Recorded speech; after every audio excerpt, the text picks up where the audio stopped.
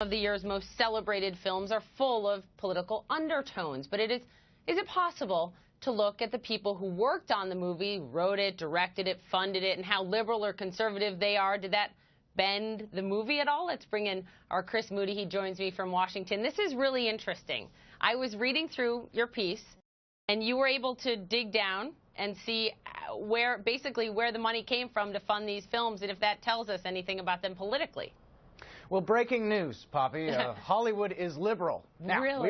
we all know that, right? Okay, so what we did was we teamed up with a group called Crowdpac that tracks political donations, and we looked at all the people who worked on the movies that are up for Best Picture and looked at their political donations, which are all public. You can tell a lot from a very private celebrity about their political donations, which they have to file with the FEC.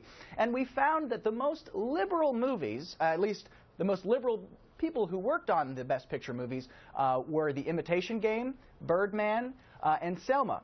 And on the other side of the spectrum, I would say the most moderate or least liberal was American Sniper, which was directed by Clint Eastwood, who spoke at the Republican National Committee last year. But interestingly enough, despite the Clint Eastwood factor and his political donations to Republicans, he also gave to Democrats, and so even the most quote-unquote conservative movie was on the left side of the spectrum as far as the people who worked on that movie. But let me ask you this, okay? Honestly, when I saw this, I was like, how much credence can we give this? Because it goes back and it looks at people's political donations. Like for Bradley Cooper, the last political donation it had was from 2000. I mean, how much can we really read into this? Well, that's just one person. There's dozens of people who work on movies, and a lot of the donations were from 2012. Quite a few people who worked on these movies gave to President Barack Obama, or they gave to campaigns in California, where a lot of them live.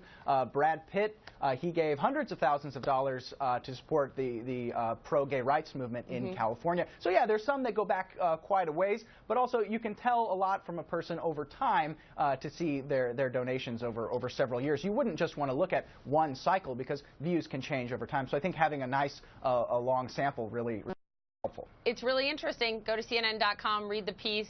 You can sort of see the spectrum. It has all the movies listed there and sort of the blue to the red. And as you said, most of them are on the blue to liberal light side. blue. Blue to light blue. Right. Exactly. Chris, good to have you on. Thanks so much. Thank you, Poppy. Coming up.